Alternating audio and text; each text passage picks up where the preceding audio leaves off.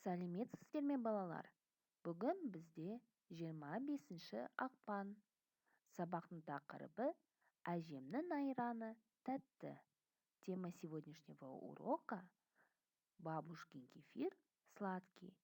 Бүгінгі сабақта біз өткен сөздерді қайталаймыз және де сөйлем құрастыруға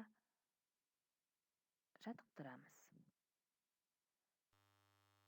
Сабақтың жаңа сөздері мен өткен сөздерді қайталап шығайық. Айран, кефир, ірімшік, сыр, ішу, пить, жеу, кушать. Тыңда, қайтала, оқы. Әлібек, құлыным, айран ішесің бе?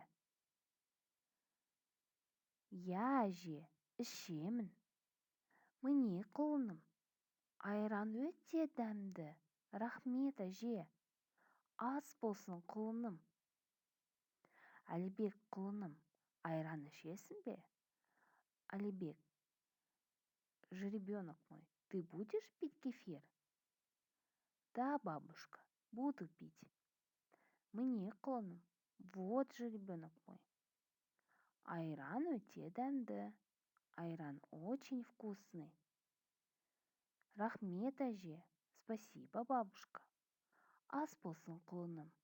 Приятного аппетита, жеребенок мой. Екінші тапсырма. Әр қатардағы артық сөзді тап. Вам необходимо найти лишнее слово в каждом ряду. Мысалы, айран, сүт, алма бағы. Айран, кефир, сүт, молоко, алма бағы, яблочный сад. Әрине, артық сөз алма бағы. Лишнее слово яблочный сад. Так как айран и сүт – это молочные продукты. Сүт өнімдері. Лақ, қозы, дәптер. Лақ, козленок, қозы, ягненок, дәптер, тетрадь. Әрине, дәптер сөзі. Дәптер, тетрадь – лишнее слово. Так как лақ и козы – домашние животные, үй жануарлары.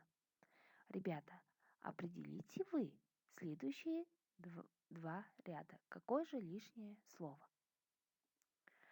Жазылым тапсырмасы бірінші тапсырма. Көшіріп жаз.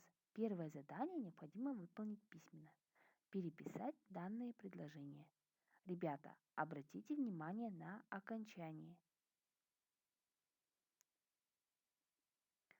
Үшінші тапсырма. Жазылым тапсырмасы. Третье упражнение также письменно.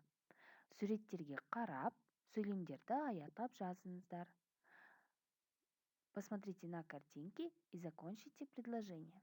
Например, возьмем, где картинка с сыром. Мен, сыр у нас будет ірімшік, мен ірімшік жеймін. Я буду кушать сыр. Ребята, составьте следующие два предложения.